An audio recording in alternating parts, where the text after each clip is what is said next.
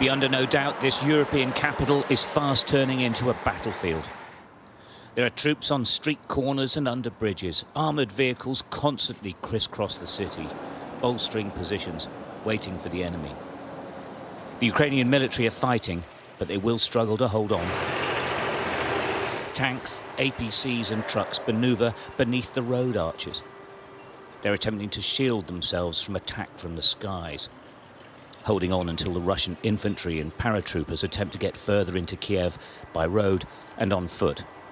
Well, that's the expectation anyway. There's been a huge exodus from the city. Those left behind attempt to thumb lifts, heading west. Others stop passing cars and ask if they're heading their way. More often than not, it's a fruitless hope. The air raid sirens are irregular now. It's scary stuff. With their belongings, they try to hurry off the streets. Most head for the metro stations, trying to get underground.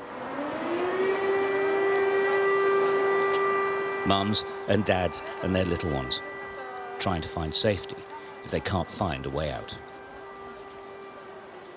Everyone feels exposed. Everyone feels vulnerable. Well, that's a haunting sound of the air raid sirens. It's pushing people into taking cover. Just heard a crump of an explosion. It's like this all over the city now.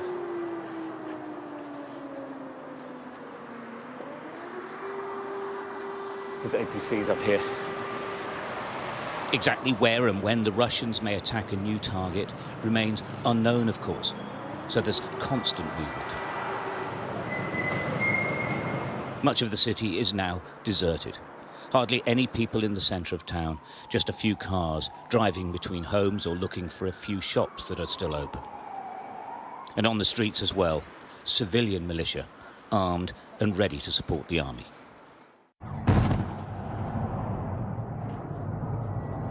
Huge explosions woke everyone in Kiev as the Russian mission continues. Fiery debris falling onto residential buildings below. This is life in Kiev now. The country's president making exactly that point. When bombs fall on Kiev, it happens in Europe, not just in Ukraine. When missiles kill our people, it is the death of Europeans. I demand greater security for Europe, greater protection for Ukraine as part of a democratic world.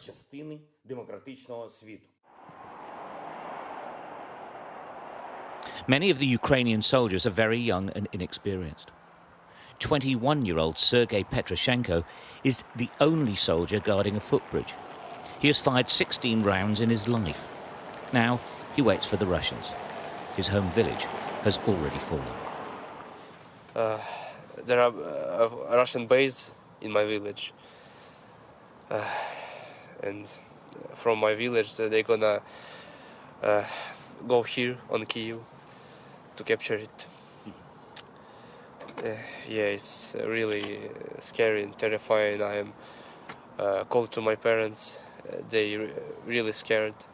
There's Russians in our village, enemies. There's tanks, heavy vehicle. I hope that they will be fine.